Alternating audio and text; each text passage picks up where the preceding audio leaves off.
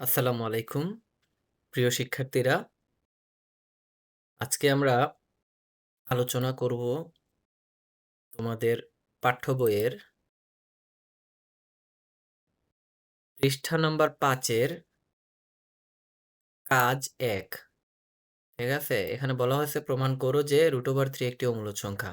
So আমাদেরকে প্রমাণ করতে হবে যে √3 একটি অমূলদ সংখ্যা। তো এখন এটা আমরা কিভাবে প্রমাণ করব? চলো তাহলে আমরা প্রমাণ করি √3 একটি অমূলদ সংখ্যা।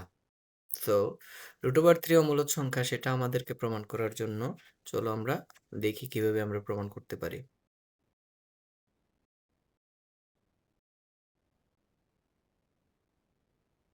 আচ্ছা, আমরা ধরে নিলাম যে √3 একটি মূলদ সংখ্যা।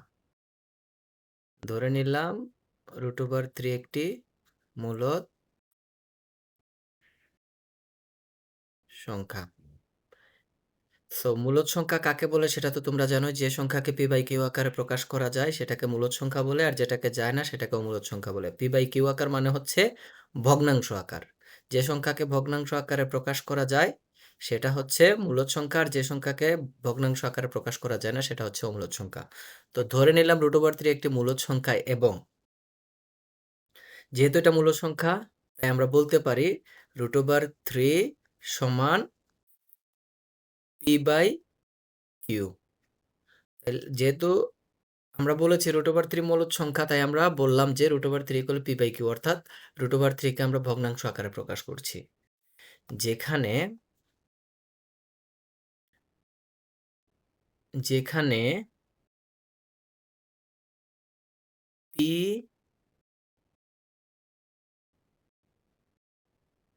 এবং q, যেখানে p এবং q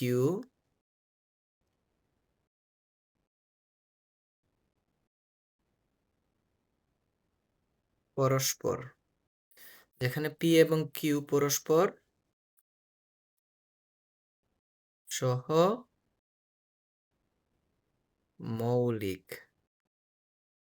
যেখানে p এবং q পরস্পর সহমৌলিক স্বাভাবিক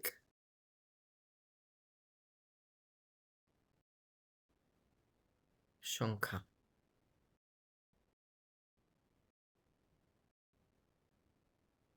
কেন আমরা p ও q কে p/q আকারে লিখছি? আমরা বলেছি যে √3 মূলদ সংখ্যা, আর মূলদ সংখ্যা মানে হচ্ছে p/q। আর এই p/q এর মধ্যে p এবং q এই দুইটাই হচ্ছে সহমৌলিক স্বাভাবিক সংখ্যা। ঠিক আছে? এবং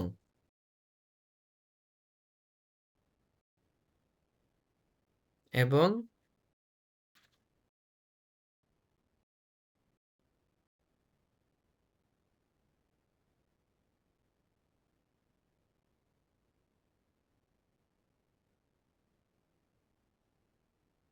এবং q গ্রেটার দেন 1। একটু বোঝার চেষ্টা করো, এখানে আমি কেন লিখেছি q গ্রেটার দেন 1। যেহেতু p আর q ভগ্নাংশ, তার মানে q এর মান কখনোই 1 এর থেকে কম হবে না বা 1 হবে না। যদি 1 হয় তাহলে আমরা জানি যে কোনো স্বাভাবিক সংখ্যার নিচে এমনিতেই 1 থাকে। সো এইজন্য লিখেছি q গ্রেটার দেন 1। q এর মান সর্বদাই 1 এর থেকে বড় হবে, তবে এটা ভগ্নাংশ হবে, না হলে সেটা ভগ্নাংশ হবে না। তাই আমরা বলেছি যে q গ্রেটার দেন 1। ওকে। বা তাহলে ব্যাপারটা কি দাঁড়ায়? বা আমরা লিখতে পারি √3 স্কয়ার সমান p/q স্কয়ার। এটা কিভাবে হলো? আমরা যেটা করেছি, দুই পক্ষকেই, ঠিক আছে, √3 এবং p/q দুইটারই আমরা কি করেছি? বর্গ করেছি। ঠিক আছে? দুইটারই আমরা বর্গ করেছি। উপরে স্কয়ার দেয়া মানে সেটাকে বর্গ করা বলে। তাহলে এখানে আমরা লিখব বর্গ করে, বর্গ করে। আশা করি তোমরা বুঝতে পেরেছ। বা বা। তাইলে আমরা জানি যে স্কোয়ার এবং রুট ওভারে কি হয়? কাটা যায়। কাটা গেলে থাকে এখানে 3 সমান আর এখানে পি এর উপরে চলে গেল স্কোয়ারটা এবং স্কোয়ারটা চলে গেল কিউ এর উপরে। তাহলে 3 সমান P square by Q square. আমরা পাইলাম 3 সমান P square by Q square. আচ্ছা। অর্থাৎ বা আমরা যদি লিখতে পারি বা আমরা লিখতে পারি বা 3q সমান পি স্কোয়ার বাই কিউ। এটা কিভাবে হলো? আমরা দুই পক্ষকেই কিউ দ্বারা গুণ করে। আমরা দুই পক্ষকে কি করলাম? কিউ দিয়ে গুণ করলাম। এই কিউ দিয়ে গুণ করার কারণে কি হলো? একটা হয়ে গেল 2q। এই যে আহ, যেহেতু আমরা দুই পক্ষকে কিউ দিয়ে গুণ করেছি তাই 3 এর সাথে কিউ লেগে গেল। আর এখানে পি স্কোয়ার বাই কিউ স্কোয়ারের সাথে যদি আমরা কিউ গুণ দেই, ধরো এই যে এখানে এখানে যদি আমরা কিউ গুণ দেই তাহলে পরের লাইনে কি হবে? এই কিউ আর এই কিউ স্কোয়ার মানে দুইটা কিউ, এই একটা কিউ দিয়ে এইটাকে কাটলে একটা কিউ থাকে। বুঝতে পেরেছো? একটা কিউ থাকে। তাই আমরা কি করছি? লিখছি যে 3q উভয় পক্ষে যেহেতু কিউ দিয়ে গুণ করছি তাহলে 3q সমান আমাদের কি দাঁড়াইলো? যে পি স্কোয়ার বাই কিউ। এখানে কিউ স্কোয়ার থেকে একটা কিউ কমে গেল। P square by Q. আশা করি তোমরা বুঝতে পেরেছো। যদি না বোঝো তাইলে আমাকে কোয়েশ্চেন করবা। আমি চেষ্টা করব তোমাদেরকে যতটুকু সম্ভব সহজভাবে বুঝিয়ে দেওয়ার। আচ্ছা, তো আমরা এখানে কি পাইলাম? 3q সমান পি স্কোয়ার বাই কিউ। ঠিক আছে? তো এখানে একটা জিনিস খেয়াল করো। স্পষ্টত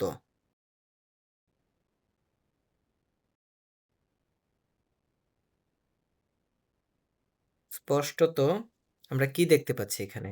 যে 3q 3q পূর্ণ সংখ্যা।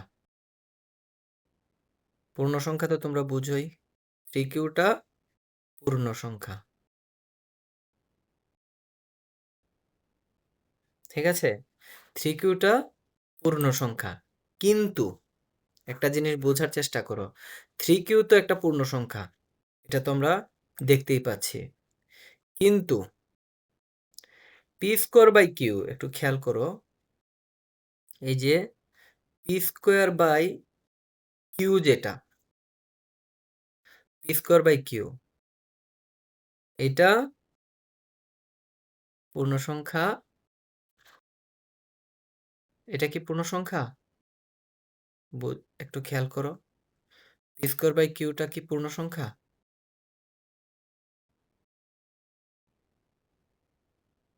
P square by Q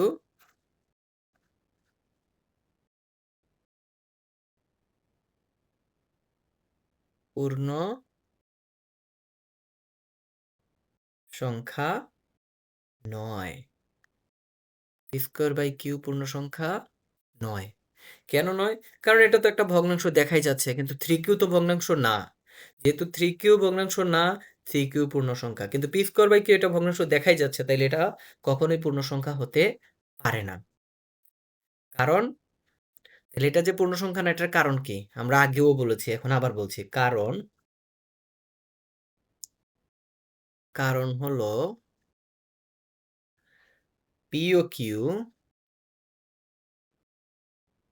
P ও এটা কিন্তু 3 না, পি ও বাংলায় যে আমরা ও বলি সেটা উ। P O Q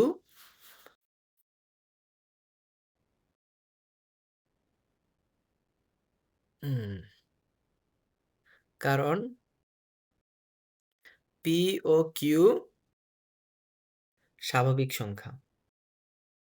P O Q আমরা আগেও বলেছিলাম যে পি ও কিউটা কি স্বাভাবিক সংখ্যা। স্বাভাবিক সংখ্যা আর এরা পরস্পর সহমৌলিক। এরা পরস্পর সহমৌলিক। এটা আমরা প্রথমেই লিখেছিলাম। পরস্পর সহমৌলিক। সহমৌলিক।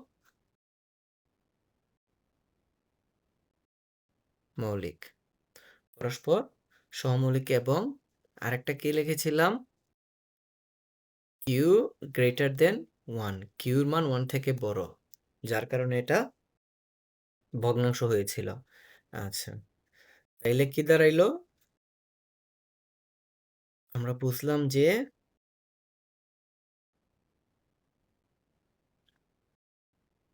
এই যে এখানে স্পষ্টত 3q পূর্ণ সংখ্যা, যেহেতু 3q পূর্ণ সংখ্যা আর পি স্কোয়ার বাই কিউ পূর্ণ সংখ্যা না। পূর্ণ সংখ্যা না হওয়ার কারণ হচ্ছে পি ও কিউ স্বাভাবিক সংখ্যা এবং এরা পরস্পর সহমূলিক।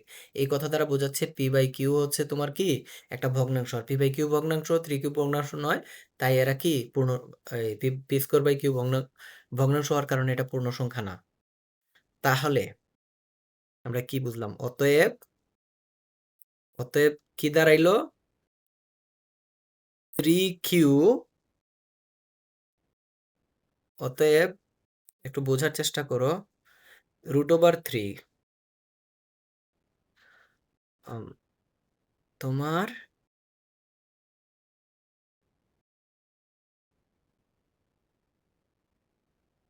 √3 কে পি বাই কিউ আকারে প্রকাশ করা যাবে না। পি বাই কিউ √3 কে পি বাই কিউ আকারে প্রকাশ করা যাবে না। প্রকাশ করা যাবে না। অর্থাৎ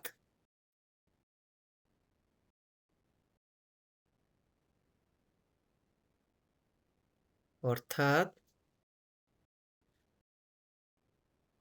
√3 not equal P by Q.